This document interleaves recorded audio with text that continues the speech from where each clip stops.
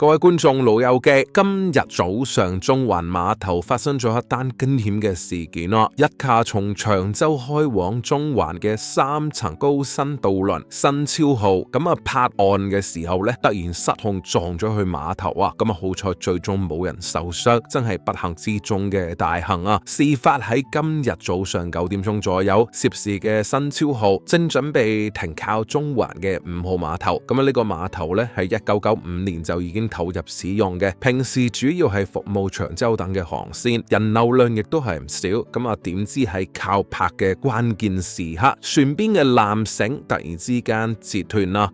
要知道纜繩係船泊安全停靠嘅關鍵，一旦斷裂，隨時可能導致船隻失控移位，失去牽引嘅渡輪啦。船頭直接撞向咗碼頭邊嘅樓梯石壆，頂蓋連同一塊1米乘2.5米嘅欄杆亦都係被撞毀，現場留下明顯損壞嘅痕跡。警方接到途人報案之後，迅速咁趕到現場處理。經初步嘅調查，事件被列作船隻碰撞。由於船員及時應對啦，當時船上259名成員同8名嘅工作人員全部都平安無事，冇人受傷。新渡輪方面亦都確認，今次意外只係造成咗船頭嘅欄杆、岸邊欄杆同埋碼頭樓梯嘅輕微受損，並冇造成環境嘅污染。目前正全力調查纜繩斷裂嘅具體原因。運輸署已經要求渡輪營辦商提交詳細嘅調查報告，同時嚴格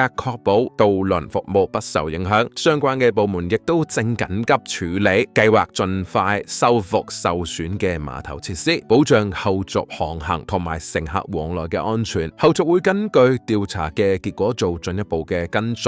雖然今次意外有驚無險，但纜繩斷裂其實暗藏危險。全球每年都有因為斷纜引發嘅安全事故，而家最緊要係查明斷裂嘅原因。不管係設備嘅老化、維護嘅不足，定係其他嘅因素，都要徹底排查，避免日後再發生類似嘅情況。希望相關嘅部門同營辦商盡快俾到調查嘅結果，確保海上出行始終安全第一。咁唔知你哋對呢件事又點樣睇呢？可以留言話俾我聽。